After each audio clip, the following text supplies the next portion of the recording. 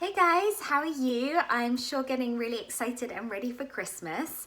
So December typically is not a month of abstemious behavior, is it?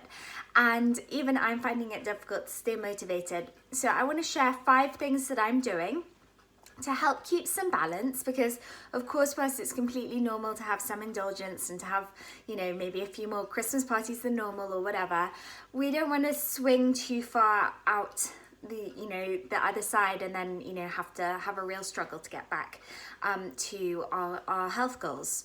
So there are 5 easy things that you can be doing even though it's this time of the year, and I'm going to just talk you through them quickly. So the first one is to drink lots of water. You guys know hydration is super important. It's important for our skin, our digestion, our concentration, but it also means that we don't eat out of thirst, which sometimes happens. So keeping really hydrated, and that is especially important if you're drinking alcohol. See if you can drink 1 glass of alcohol and then 2 glasses of water. So for every glass of alcohol, say you're having a glass of champagne, then switch it to having 2 glasses of water before you maybe have a second glass of champagne. And yes, I know that means you're going to need to go to the loo an awful number of times, but it's worth it, so just stay hydrated. That's my first tip. And so you're aiming to drink around 2 litres of water a day. If you really don't like the taste of water, you can try fizzy water. You can flavour it with essential oils or lemon juice or lime juice. But yeah, just get the water in, and you can have herbal teas as well if you prefer something warm. But yeah, it's important. So water is my first tip. My second tip is to exercise first thing in the morning. It's really hard when it's cold and wet and dreary to find your motivation to exercise, or at least it is for me. I find it much easier in the summer. But if you do it first thing in the morning, you don't have it hanging over you for the rest of the day, and you've done it, So just first thing you do after you've got out of bed, brushed your teeth, just put your workout clothes on straight away and do it. And there's a lot of benefit to doing your exercise first thing in the morning as well, in terms of your metabolism. It raises your cortisol levels, which helps with your circadian rhythms, because our cortisol levels should be highest in the morning, and so it helps to like pump us up and give us lots of energy for the day. So yeah, exercise first thing in the morning. It doesn't need to be a long workout. It doesn't need to be complicated. I do 5 minutes of yoga and 10 minutes of HIIT. And yeah, I have to get up at, between 6:15 and 6:30 to do that, but then it's done. So, it's a good feeling. So exercise first thing in the morning. Don't leave it to hang over you for the rest of the day. My third is to leave 12 hours between your supper and breakfast. 12 hours between supper and breakfast, at least. So that means if you're having later suppers, you're going out to dinners, dinner parties, things like that, and you're not finishing supper until 10, maybe 11, then that means not eating breakfast until past that time, 12 hours. You can drink black coffee, you can drink black tea, of course you can drink water, and you can drink herbal teas in that time, but basically nothing, no calories between those 12 hours.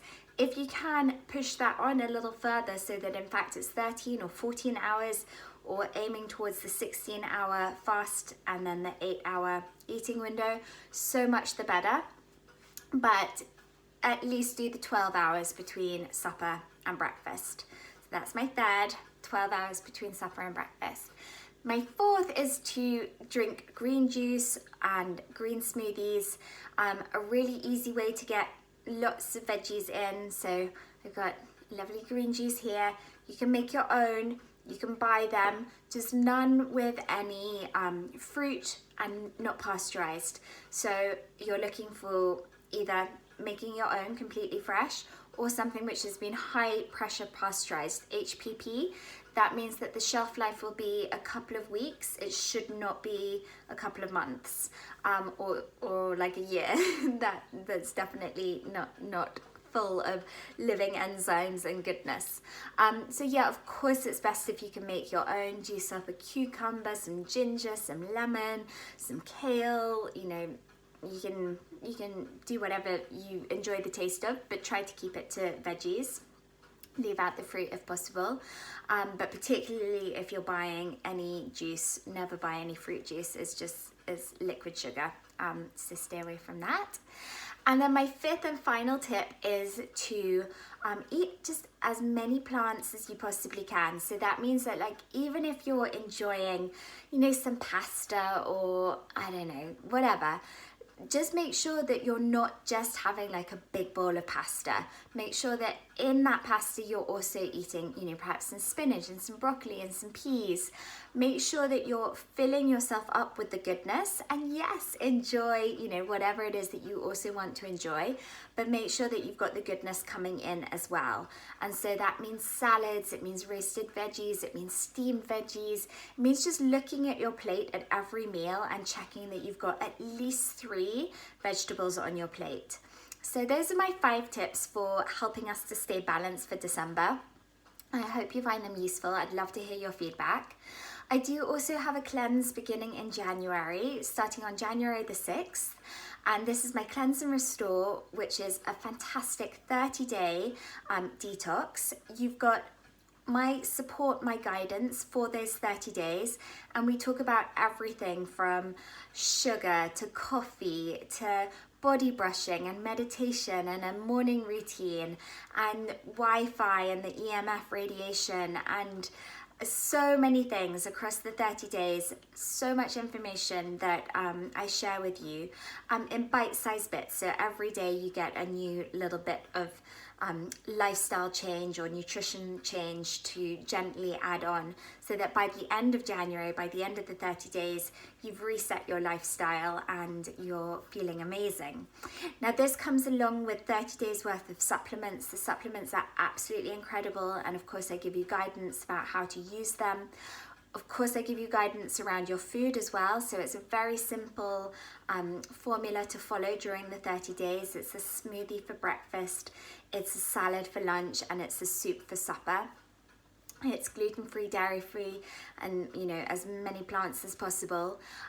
If you can't do, you know, you can't follow the program by the letter, no worries at all. Like, this is not about, you know, trying to be perfect. It's about just making gentle changes, gentle lifestyle changes and nutritional changes, so that bit by bit we start to add on and feel better.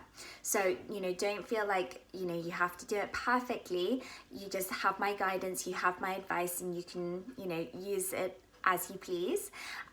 So, you know, I can meet you where you're at. You also get with me 2 health coaching consultations. So that's either via the phone or Zoom or in person. So 2 health coaching consultations, one at the beginning of the program and one at the end.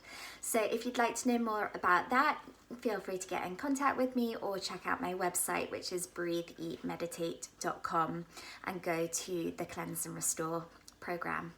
Anyway, I hope you guys have a wonderful, wonderful December and a great Christmas. If you'd like to know more about anything that I've chatted about, don't hesitate to be in touch, and have a wonderful day. Take care. Bye.